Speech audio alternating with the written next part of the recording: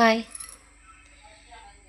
கணவன் இல்லாமல் தனியாக வாழ்கிற, தனியாக போராடுற அன்பான சகோதர சகோதரிகளுக்கு இந்த பதிவு ஒன்று சொல்கிறேங்க.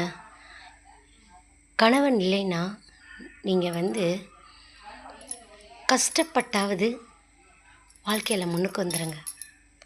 ஆனால் ஒருபோதும் இன்னொரு ஆடவனை, அதாவது திருமணமான இன்னொரு ஆடவனையோ இல்லை திருமணமாகாத ஒரு ஆடவனையோ தேடி போயிடாதீங்க. அப்படி போனீங்கன்னு வச்சுக்கோங்க, அவன் திருமணமாகாத ஆடவன்னா அவன் இன்னொருத்தையை தேடி போயிடுவான். திருமணமானவனாக இருந்தால் உங்களை ஒரு யூசந்திர பாக்ஸ் மாதிரி புழங்கி யூஸ் பண்ணிவிட்டு அடுத்து அவனோட குடும்பம் குழந்தை குட்டின்னு போயிடுவான். நாளைக்கு நம்ம சமூகத்தில் நம்ம ஒரு நல்ல பேராக ஒரு நாணயமாக வாழவே முடியாது.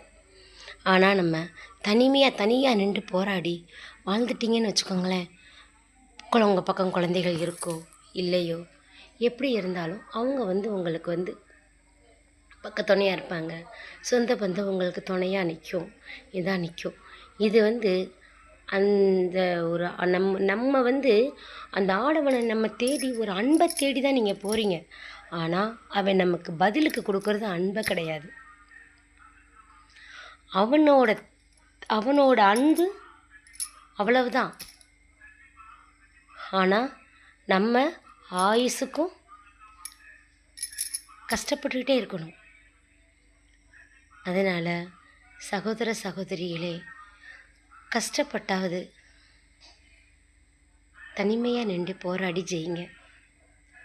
நம்ம பக்கம் நேர்மையும் நியாயமும் நம்ம கும்பிடுற தெய்வமும் நம்ம பக்கம் துணையாக இருந்தால் நம்ம பிள்ளைகளுக்கும் நமக்கும் எந்த குறையுமே வராது. நன்றி. என்னோடய பதிவு உங்களுக்கு பிடிச்சிருந்தா சப்ஸ்கிரைப் பண்ணுங்கள், கமெண்ட் பண்ணுங்கள், லைக் பண்ணுங்கள்.